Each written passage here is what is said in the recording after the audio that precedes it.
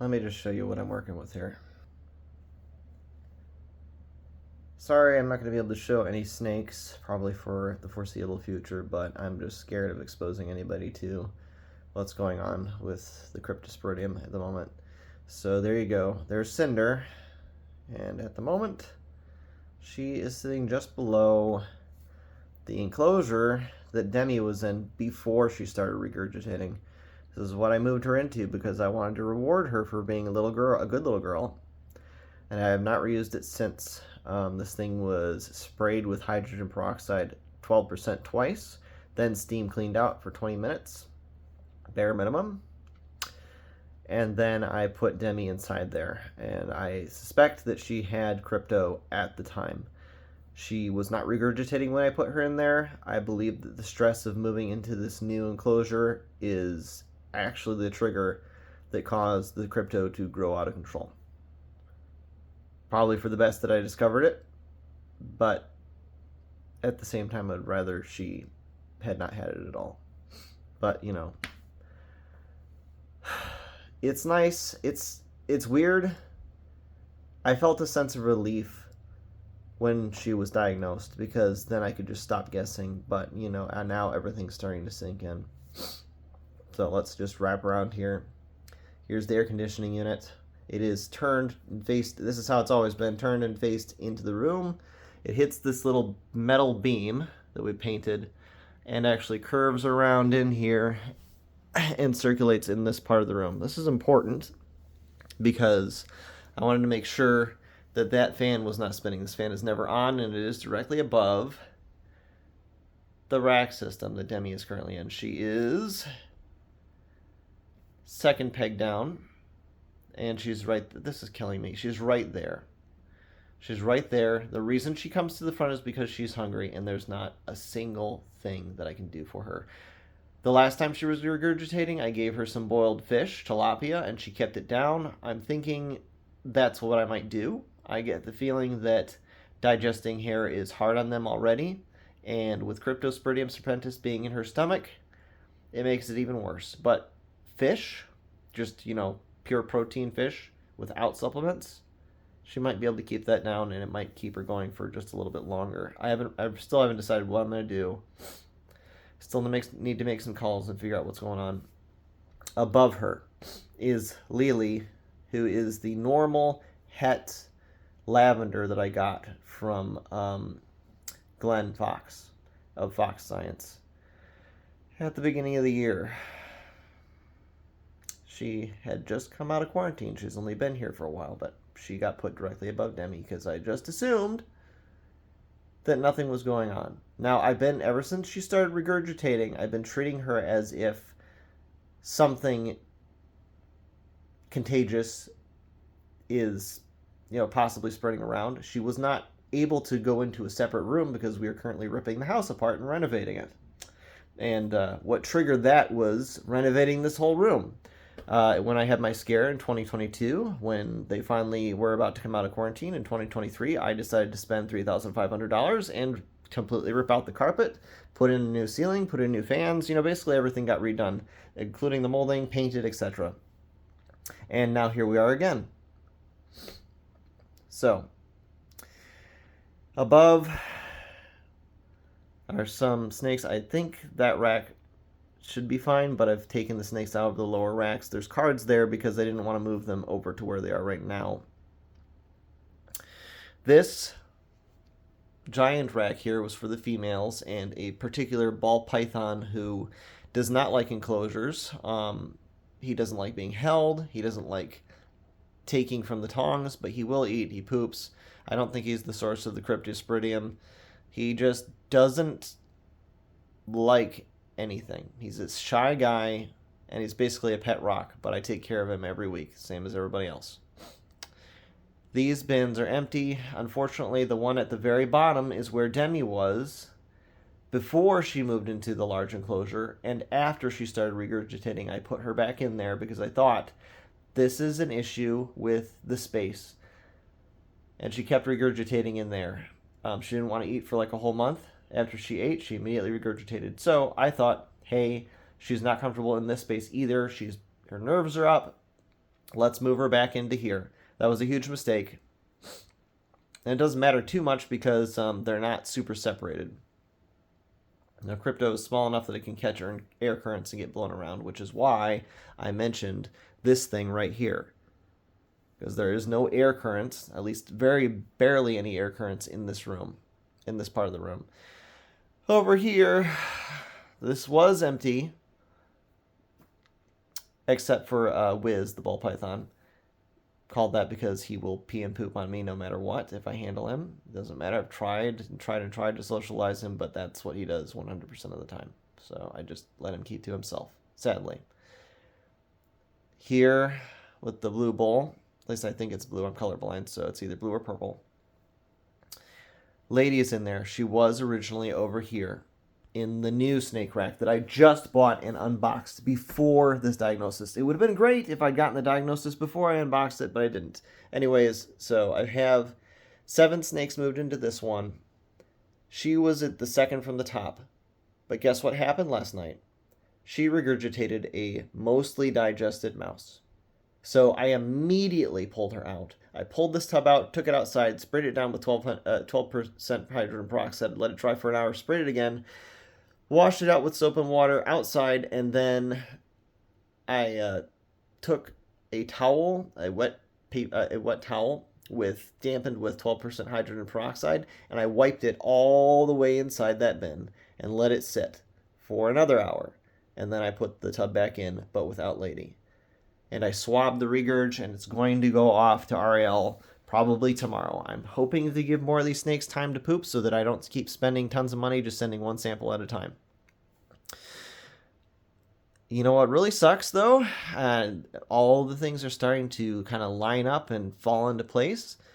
Down here, again, right underneath Demi is Rue, who bred with Gabby. And then, well, wait, am I getting that wrong? No, I'm right. This is Rue right here in the center.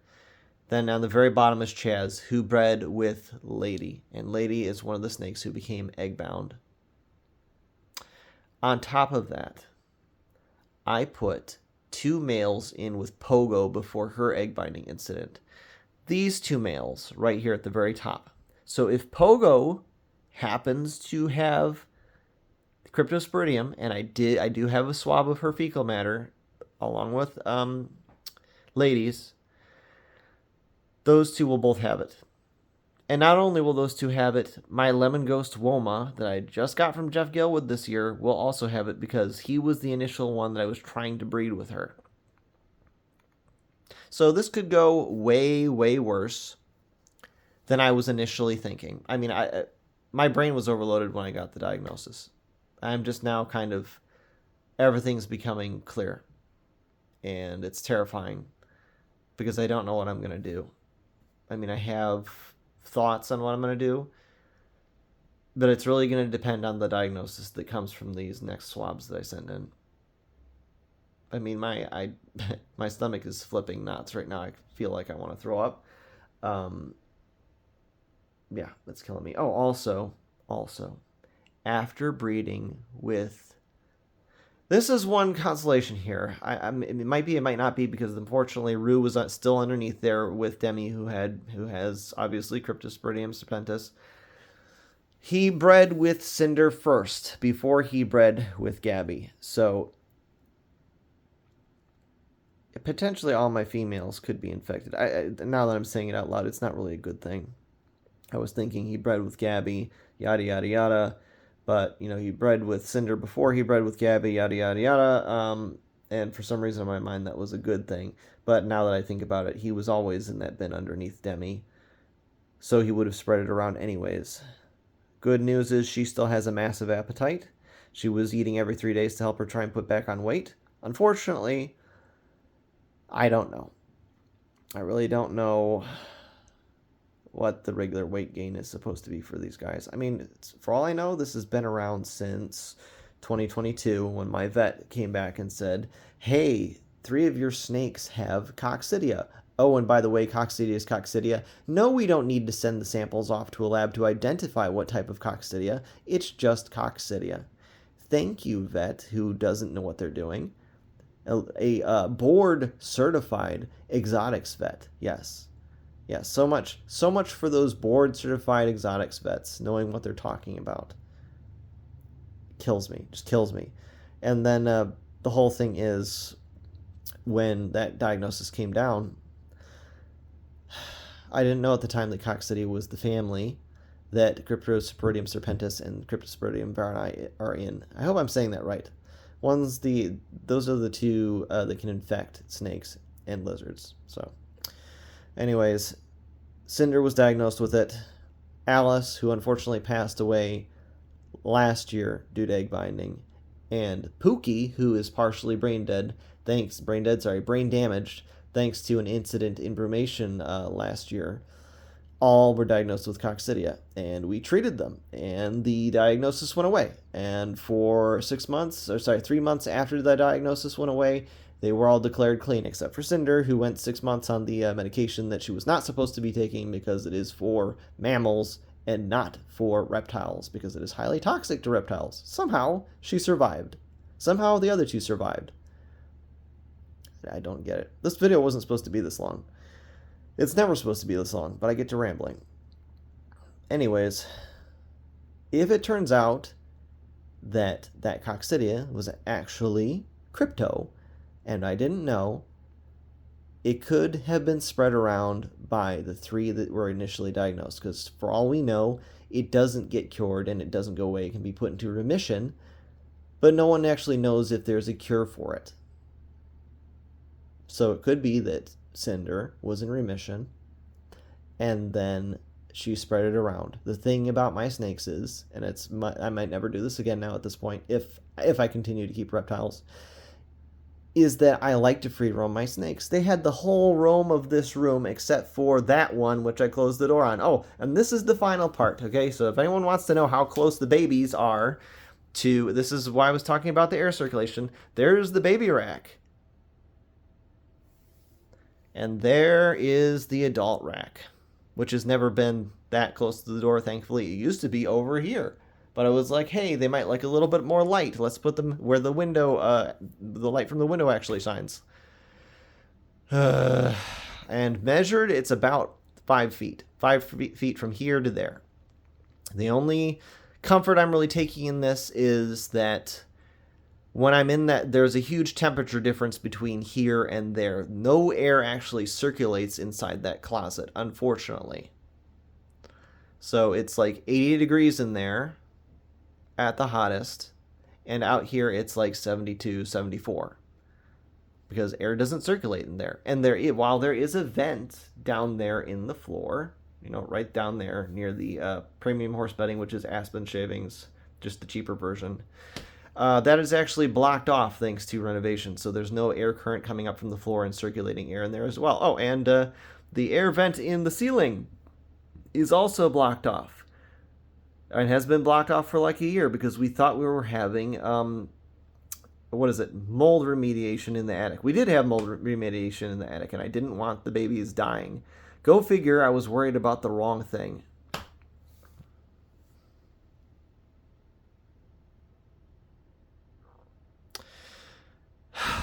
Killing me. She's killing me. She's killing me. And Lily's up here because she's hungry. Demi's up here because she's hungry. She's always hungry now. And this explains a lot as to why she's always hungry. I mean, the regurgitations were obvious. But her body's not getting any nourishment.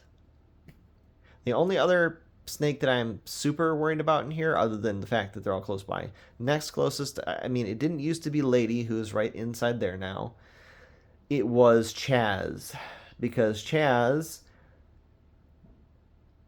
in the past, I've been able to feel his spine, and I thought that was just normal for a hognose snake of his age, because technically he is an old man now. He is over the hill, so to speak, and that is what it could be. He's never regurgitated or had issues. In fact, his appetite is way better than it's ever been, but that could be for any number of reasons now, so he needs to be tested. Everybody needs to be tested. And unfortunately, unlike 2022 into 2023, where I had a surplus of cash savings for the first time ever, which got drained by that whole experience, I no longer have the job that was paying for that. I work retail, and it's only recently turned from part-time into full-time. But even after, the full-time hours, it's still not going to be enough to pay $20,000, which is what it cost the last time, in order to make sure that I'm doing, keeping everything up to the same standard that I did back then. And back then, I was just operating on the assumption that, hey, it's coccidia, and I don't want that to spread because I don't want any of my snakes to suffer. And now it's Cryptosporidium, the worst disease I could possibly have imagined. And I still don't want it to spread, but I don't have the funds to go to the same standard that I did before. The only consolation is I still have the expensive steam cleaner, and I kind of have the protocol that I was using before that I can kind of do now. I have to do some cleaning in the house. I'm trying to push to get at least one room finished with renovations so I can get the baby bins out of here. The baby bins have to go. They have to get out of this room. I would close the door if I could, like I did whenever they were free roaming, to prevent them from getting in there. There's weather stripping that prevents them from climbing under there. But like I said, there's no air circulation in that area, and it will very quickly go up to 90 degrees. Oh, and by the way, there is the incubator back there with more babies inside it. Unhatched, but they are about to hatch. Got about 4 more days before Cinder's babies start to hatch, which I was excited for, and now I just find myself kind of hoping they all perish in the egg, because if she has Cryptosporidium, it's likely her babies will have it as well when they hatch, because that shit will, sorry, pardon the language, that will hang on the outside of the eggshell and then infect them immediately when they hatch. And there's not really any precautions that you can take to prevent that from happening.